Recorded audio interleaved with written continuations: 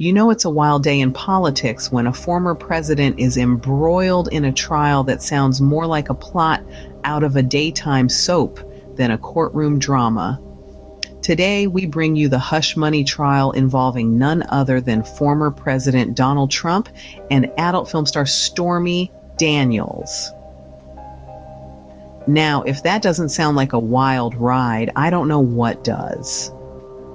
In a scene that would make any primetime TV show blush, Daniels testified, providing such explicit details of her encounter with Trump that it left the judge exasperated.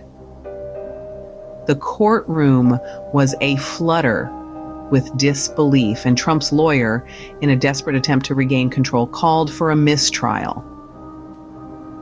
It's not every day you see a former president in the hot seat, squirming under the glare of such salacious revelations. And let's not forget the hush money at the heart of this trial. Daniels received a whopping $130,000, ostensibly to keep her quiet about her encounter with Trump. The former president, of course, denies the encounter, but the payment and the trial tell a different story. So if you're keeping score at home, that's one former president, one adult film star, and a whole lot of TMI for one courtroom. If you thought the first scene was a roller coaster, buckle up because we're just getting started. Stormy Daniels, the woman at the center of this whirlwind, spent over 3 hours testifying, a marathon session that would leave even the most seasoned courtroom veterans reaching for a water bottle. In the midst of her testimony, the jury got a glimpse into some behind-the-scenes text between Daniels' manager and a National Enquirer editor. It seems like everyone wanted a piece of the story, but according to Daniels, she wasn't shopping it around to the highest bidder. Now let's take a moment to appreciate the irony of the situation. On one hand, we have Donald Trump, who clearly would rather be anywhere else than in a courtroom, perhaps on a campaign trail or tweeting from his private jet. On the other hand, we have Daniels, who's saying she didn't put a price tag on her story, a claim that's about as believable as a politician promising to lower taxes. In the midst of all this, Trump calls the case a disaster. Well, that's one thing we can all agree on. The courtroom drama continues as the prosecution and defense jockey for the upper hand. It's like watching a high-stakes game of chess, but with more objections and fewer bishops.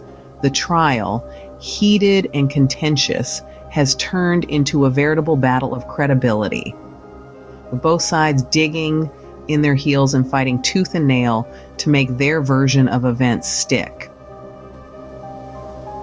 The prosecution is focusing on Trump's financial practices, while the defense questions Daniels about her alleged sexual encounter with Trump. It's a strange world we live in when a courtroom becomes the stage for discussing alleged sexual acts.